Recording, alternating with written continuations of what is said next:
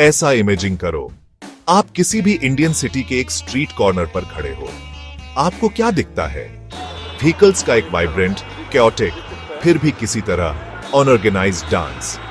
एक auto rickshaw bright yellow और green colour का एक एक्सपीरियंस्ड परफॉर्मर के ग्रेस के साथ ट्रैफिक से निकलता है।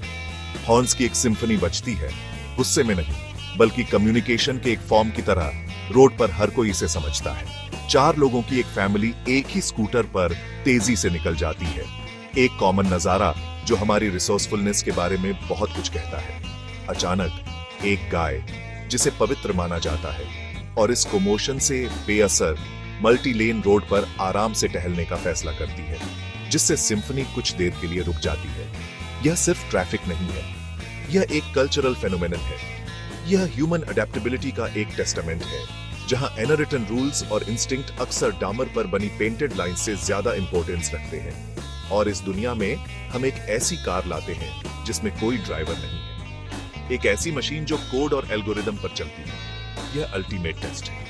क्या एक कंप्यूटर, चाहे वह कितना भी पावरफुल क्यों ना हो, एक पेडेस्ट्रियन के हल्के से नोट को समझ सकता है जो कहता है मैं अब क्रॉस कर रहा हूं? वादा उतना ही शानदार है जितना चैलेंज मुश्किल है। यह एम्बिशन की एक कहानी है, पॉसिबल की बाउंड्रीज को पुश करने की। चलिए इसे समझते हैं आसान शब्दों में। एक ड्राइवरलेस कार या एक ऑटोनॉमस व्हीकल वही है जैसा इसका नाम है, एक ऐसी गाड़ी जो खुद चलती है। आप कल्पना कीजिए कि आप अपनी कार में बैठते हैं, उसे कहते हैं चलो कनॉट प्लेस, और फिर आराम से बैठकर अखबार पढ़ते हैं, वीडियो कॉल करते हैं या बस नजारे का मजा लेते हैं, जबकि कार सब कुछ संभालती है। स्टीयरिंग व्हील पर हाथ नहीं, पेडल पर पैर नहीं।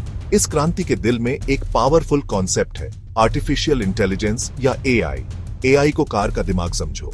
जैसे एक इंसान ड्राइवर नेविगेट करने के लिए अपनी आंखों, कानों और एक्सपीरियंस का उपयोग करता है, वैसे ही एक ऑटोनॉमस कार भी ऐसा करने के लिए अपने सेंस और एक सुपर स्मार्ट दिमाग का उपयोग करती है। यह एआई ही है जो कार के सेंसर्स से आने वाली सारी इंफॉर्मेशन को प्रोसेस करता है और डिसाइड करता है कि कब एक्सीलरेट करना है, कब ब्रेक लगाना है और कब टर्न करना है। एक ड्राइवर के बिना कार को कैसे पता चलता है कि वह कहां जा रही है? वह अपने आसपास की दुनिया को कैसे देखती है? वह ऐसा सेंसर्स के एक सोफिस्टिकेटेड स्वीट के जरिए करती है। सबसे पहले और सबसे ऑब्वियस हैं कैमरास। हमारी आंखों की तरह ही कार के चारों ओर लगे हाई रेजोल्यूशन कैमरास उसे अपने सराउंडिंग्स का 360 डिग्री व्यू देते हैं। एक की टेक्नोलॉजी है रेडार, जिसका मतलब है radio detection and ranging. Radar systems radio waves भेजते हैं जो ऑब्जेक्ट से टकराकर सेंसर पर वापस आती है। इसके बाद हमारे पास वह है जिसे कई एक्सपर्ट्स ऑटोनोमस टेक्नोलॉजी का क्राउन ज्यूल मानते हैं, लीडार। इसका मतलब है लाइट डिटेक्शन एंड रेंजिंग। यह घूमता है, इन लाइट पल्सेस को सभी डायरेक्शंस में भेजता है और कार के एनवायरनमेंट का एक हाईली डिटेल्ड 3 डायमेंशनल मैप बनाता है। आखिर में इन अलग अलग सेंसर से मिली सारी इंफॉर्मेशन को सेंसर फ्यूजन नामक प्रक्रिया में कंबाइन किया जाता है।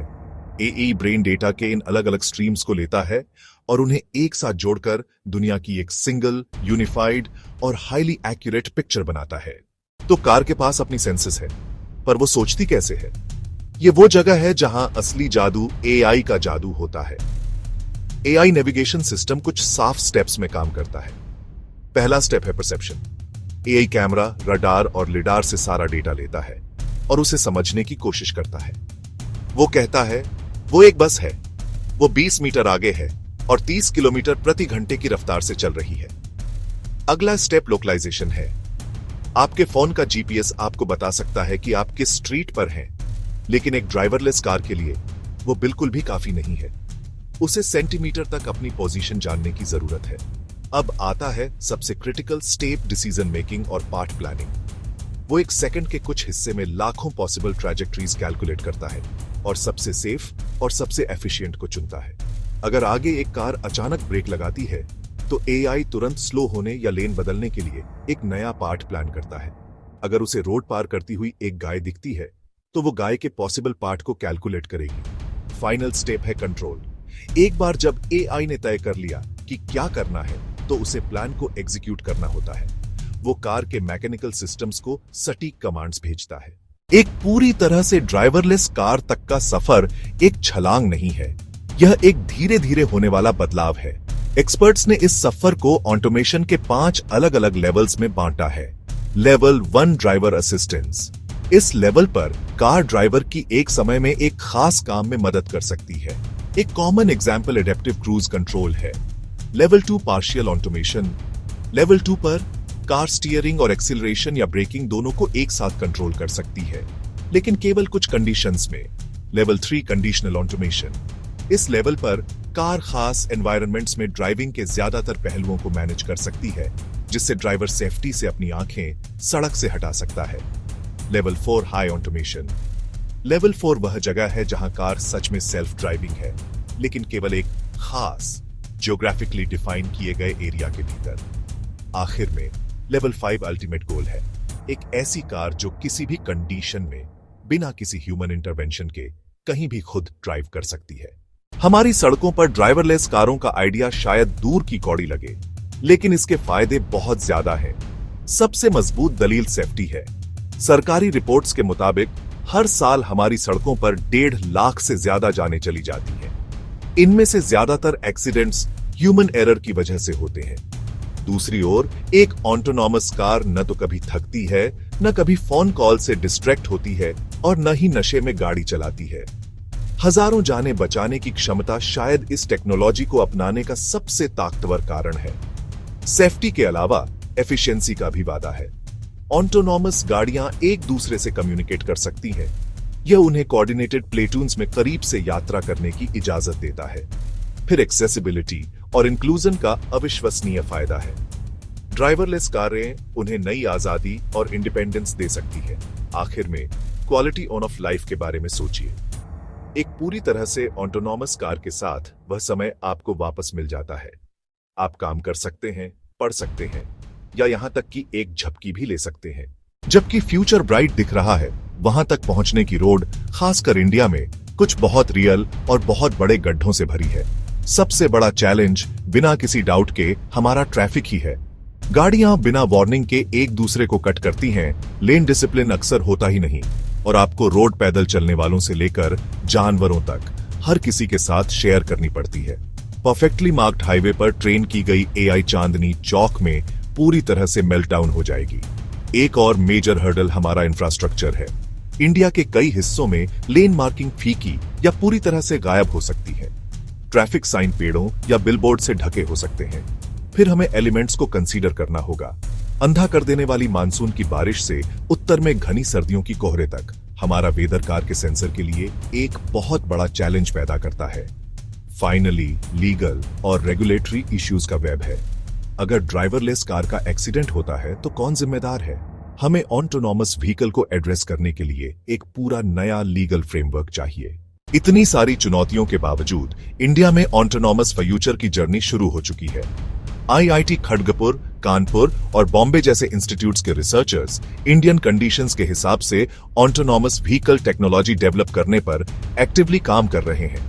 वो सिर्फ वेस्टर्न टेक्नोलॉजी इंपोर्ट नहीं कर रहे हैं, वो इसे ग्राउंड अप से बना रहे हैं। ऐसे डेटा सेट बना रहे हैं जिनमें गायें, ऑटो रिक्शा और कैओटिक इंटरसेक्शंस शामिल हैं। सबसे नोटेबल प्रोजेक्ट्स में से एक आईआईटी खड़गपुर से निकली एक स्टार्टअप का है। उन्होंने एक ऑटोनॉमस शटल डेवलप की है जिसे यूनिवर्सिटी कैंपस और बड़े इंडस्ट्रियल पार्क्स जैसे कंट्रोल्ड एनवायरनमेंट्स में टेस्ट किया गया है। आगे चलकर इंडिया में ऑटोनॉमस टेक्नोलॉजी की पहली वेव पर्सनल कार्स में नहीं हो सकती है। इमेजिन करो कि ऑटोनॉमस ट्रक्स बड़े इंडस्ट्रियल हब्स के बीच डेडिकेटेड कॉरिडोर्स में चल रहे हैं। यहां तक कि पब्लिक ट्रांसपोर्ट भी ट्रांसफॉर्म हो सकता है, जिसमें स्मार्ट सिटीज में फिक्स्ड रूट्स पर ड्राइवरलेस इलेक्ट्रिक बसें चल सकती हैं। हम बड़े रेसिडेंशियल कॉम्प्लेक्स या टेक पार्क्स में पैकेजेस डिलीवर करने वाले ऑटोनॉमस बॉट्स देख सकते हैं। ये इनिशियल डिप्लॉयमेंट्स पब्लिक ट्रस्ट बनाएंगे। हमने इंडियन रोड्स की कैओटिक ब्यूटी को देखा है, ड्राइवरलेस कार को पावर करने वाली टेक्नोलॉजी को समझा है और उसके इनक्रेडिबल वादों को फॉर्मिडेबल चैलेंजेस से कंपेयर किया है। इंडिया में एक ऑटोनॉमस फ्यूचर का विजन, एक ऐसा फ्यूचर जहां रोड सेफ हो, हवा क्लीन हो और सबको ट्रांसपोर्ट मिले, बहुत पावरफुल है। हालांकि हमें रियलिटी में रहना होगा। आगे का रास्ता कोई स्मूथ, फ्रेशली पेव्ड हाईवे नहीं है। ये एक घुमावदार, ऊबड़ खाबड़ रोड है। इस नए डॉन के पहले साइंस पहले से ही दिख रहे हैं। हमारे आईआईटीज में जो काम हो रहा है, हमारे कार मैन्युफैक्चरर्स द्वारा ADAS का डिप्लॉयमेंट और कंट्रोल्ड एनवायरनमेंट में हो रहे ट्रायल्स, ये सब बहुत जरूरी पहले स्टेप्स हैं। फ्यूचर शायद अलग अलग फेजेस में आएगा, पहले कमर्शियल व्हीकल्स में, स्मार्ट सिटीज में, पब्लिक ट्रांसपोर्ट में, और फिर आखिर में हमारी पर्सनल कार्स में। जब हम ट्रेडिशन और टेक्नोलॉजी के इस क्रॉसरोड्स पर खड़े हैं, हम ही हैं जो इस फ्यूचर को शेप करेंगे। जिससे सबसे आखिरी, सबसे पर्सनल सवाल आता है, जब वो दिन आएगा और एक बिना ड्राइवर वाली कार आपके पास आकर रुकेगी, क्या आप उसमें बैठेंगे? क्या आप उसे इस नए इंडिया में आपको ले जाने के लिए ट्रस्ट करेंगे?